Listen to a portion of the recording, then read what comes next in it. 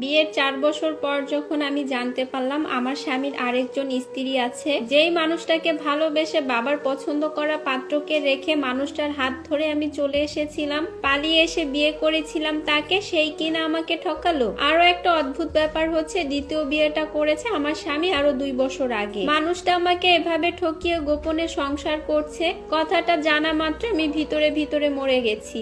আয়নার সামনে দাঁড়িয়ে শাড়ি পরছি আমি। হঠাৎ এমন সাজার কারণ হচ্ছে আজ আমাদের বিবাহ বার্ষিকী 4 বছরের। সারাটা ঘর আমি সাজিয়ে রেখেছি যত্ন করে। এরপর আমি অপেক্ষা করছিলাম আমার স্বামীর জন্য। ঠিক এমন সময় কলিং বেল বেজে উঠলো। এরপর দরজা খুলতেই দেখি আমার পছন্দের পুরুষ।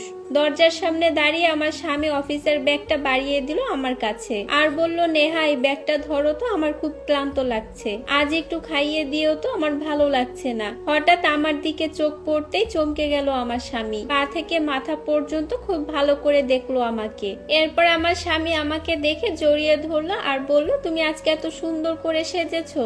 আর বলল, এত সাজসজ্জার কারণ কি বউ? আমি হালকা হেসে মুখ তুলে তাকালাম। আমি বললাম, তুমি ভুলে গেলে আমাদের বিয়ের আজ 4 বছর পূর্ণ হলো। আমার স্বামী চমকে গেল আর নিজেই মাথা নিচু করে দাঁড়িয়ে রইল আর মনে মনে ভাবছে, ইসরে সত্যি ভুলে গেছে সে দিনটা। এরপর আমি আমার স্বামীকে জিজ্ঞাসা করলাম, ঈশিতা কে, তোমার দ্বিতীয় স্ত্রী? আমার মুখে ঈশিতার নামটা শুনতে আমার স্বামী কেমন যেন চমকে উঠলো। মুহূর্তেই সে আমার কাছ থেকে দূরে সরে গেল। আমাদের মাঝে এখন 1 হাত দূরত্ব, অথচ সেই ফাঁকা জায়গাটা আমার কাছে মনে হচ্ছে হাজারো মাইল দূরের মতন। আমার স্বামী আমার চোখে চোখ রাখতেই দেখতে পেল আমার চোখ থেকে পানি ঝরিয়ে পড়ছে আমার গালে। তখন আমার স্বামী তোতলানো কণ্ঠে আমাকে বলল, নেহা তুমি ঠিক আছো? আমি কোনো জবাব দিলাম না। আমি ছুটে গেলাম আমার রুমে গিয়ে আমি হু হু করে কেঁদে দিলাম। আমি আজ সবটাই জেনে গেছি, আমার স্বামীর আসল চেহারাটা। আমার স্বামী বুঝতে পেরে গিয়েছিল, আমি সবটাই বুঝে গিয়েছি, তাই এই মুহূর্তটা কোনোভাবেই এড়িয়ে যাওয়া যাবে না। আমি সবটা জানি, তাই এখন আমার স্বামী কি বলবে আমাকে, কিভাবে শুরু করবে, কিভাবে ব্যাখ্যা দিবে এতদিনের প্রতারণার গল্প।